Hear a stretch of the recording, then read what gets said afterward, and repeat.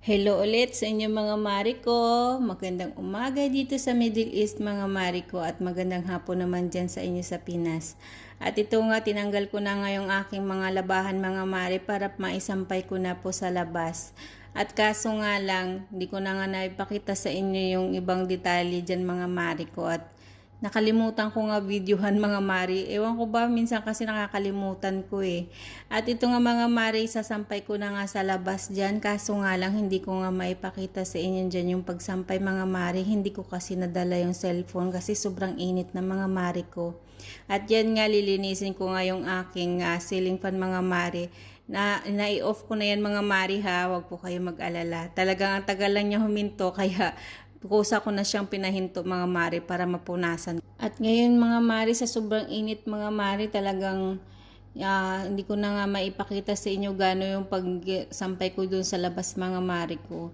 At ito nga, inaayos ko na dito sa gilid para nga mapunasan ko po yung bintana dyan mga mari kasi mga nakaraang araw ang lakas-lakas po ng hangin at ang alikabok po, ang daming may mga, yung hangin baga mga mari, may mga kasamang buhangin ganun, kaya talagang ang mga bintana mga mari minsan napupuno ng buhangin mga mari ko, yung alikabok mga mari ko. Alam niyo naman, kahit dito sa kwarto ko mga mari, kailangan talaga malinis kasi nagche-check din talaga yung amo ko rito pag umaakit yan dito mga mari ko. Kaya kailangan kahit dito sa kwarto ko malinis talaga mga mari ko.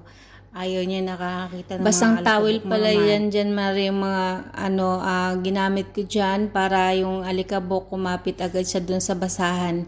Kasi pag tuyo po, hindi mo matatanggal yung mga alikabok nandyan sa singit-singit. Kaya ito, basang-basahan po yung ginagamit ko dyan. Minsan naman, vacuum.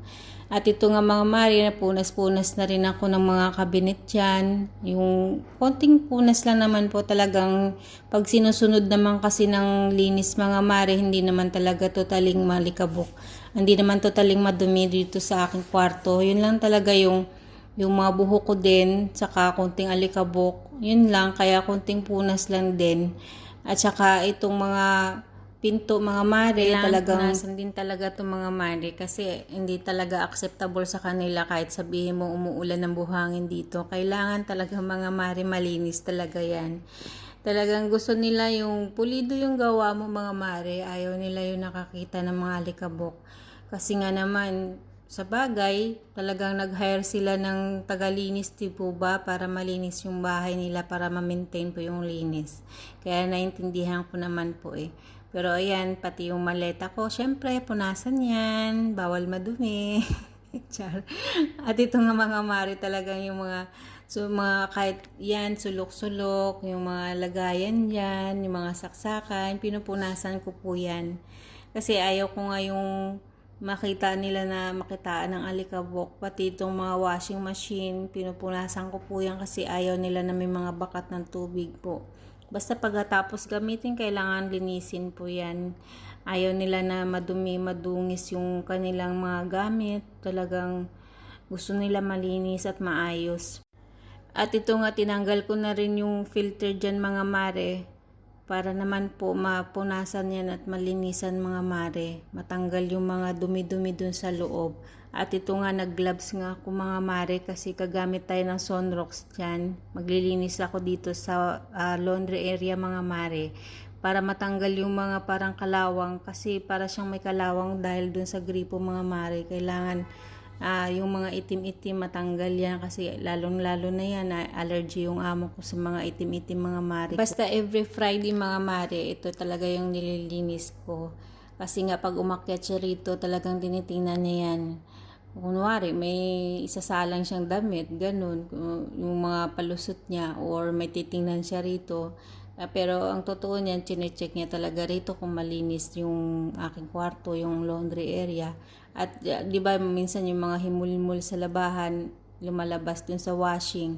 Akala niya, tapos nakadikit dun sa tiles, akala niya, dumi yun, yung nangingitim na mga lumot, parang ganun. Hindi niya alam yung mga himulmul yun.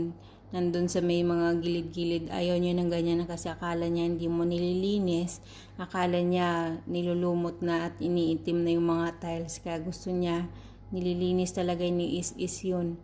Pero syempre naman, ako naman, kahit di naman niya sabihin yun, gusto ko rin naman malinis yung trabaho ko, maayos yung trabaho ko para wala siyang masabi. Ginagawa ko naman ng maayos yung trabaho ko.